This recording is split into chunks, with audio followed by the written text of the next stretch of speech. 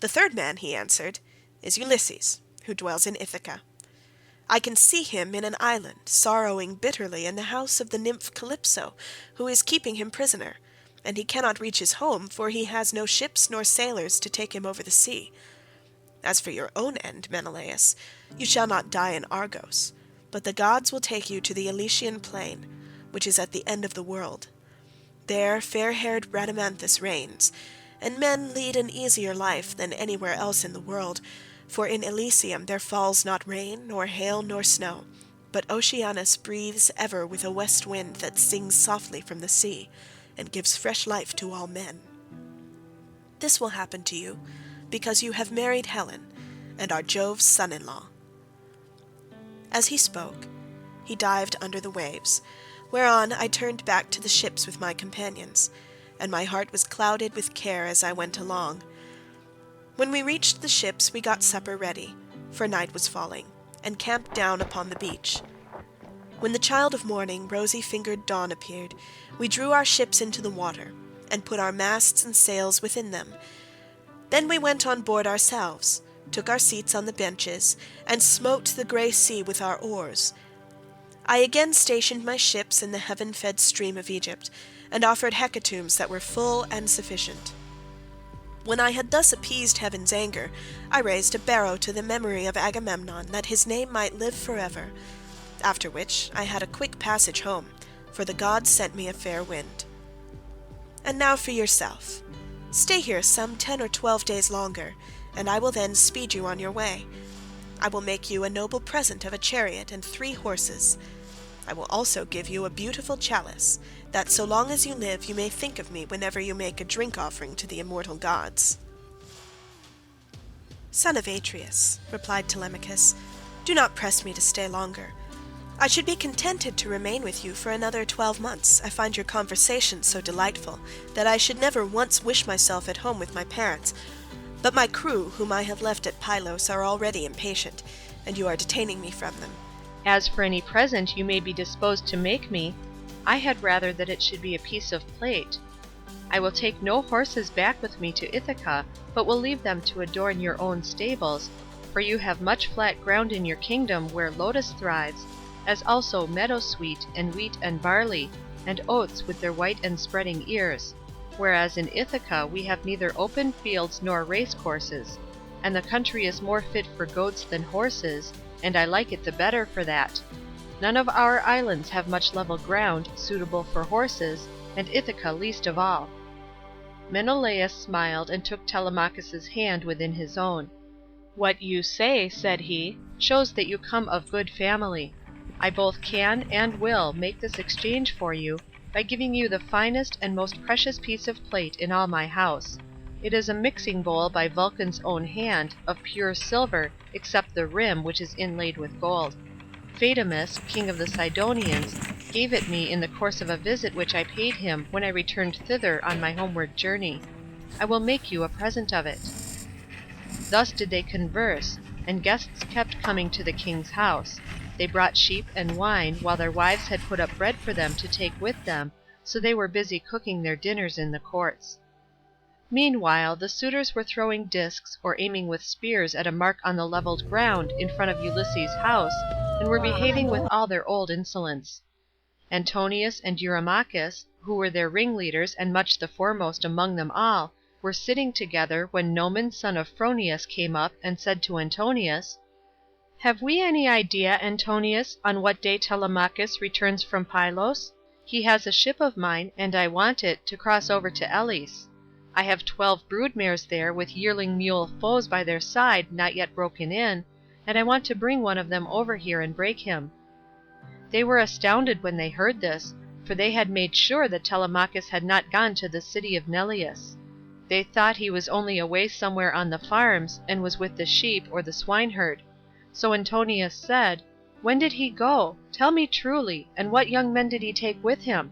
Were they freemen or his own bondsmen? For he might manage that too.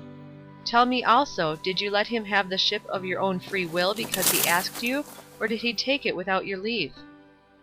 "I lent it him," said Noman. "What else could I do when a man of his position said he was in a difficulty, and asked me to oblige him? I could not possibly refuse. As for those who went with him, they were the best young men we have, and I saw Mentor go on board as captain, or some god who was exactly like him. I cannot understand it, for I saw Mentor here myself yesterday morning, and yet he was then setting out for Pylos."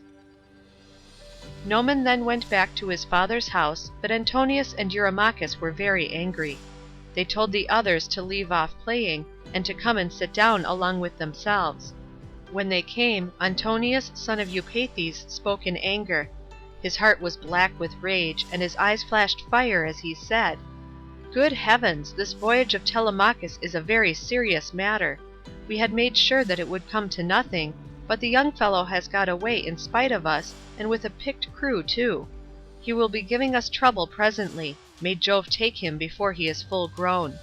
Find me a ship, therefore, with a crew of 20 men, and I will lie in wait for him in the straits between Ithaca and Samos. He will then rue the day that he set out to try and get news of his father." Thus did he speak, and the others applauded his saying. They then all of them went inside the buildings. It was not long ere Penelope came to know what the suitors were plotting, for a manservant, Medon, overheard them from outside the outer court as they were laying their schemes within, and went to tell his mistress.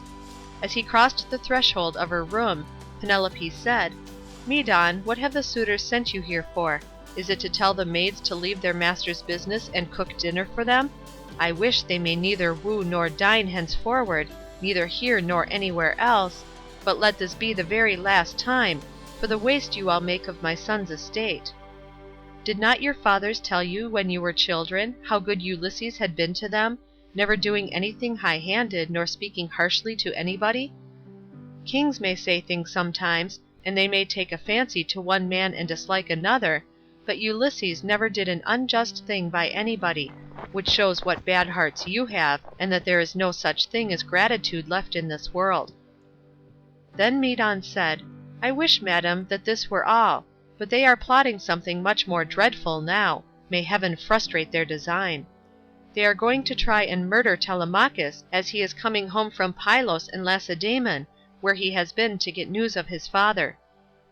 Then Penelope's heart sank within her, and for a long time she was speechless.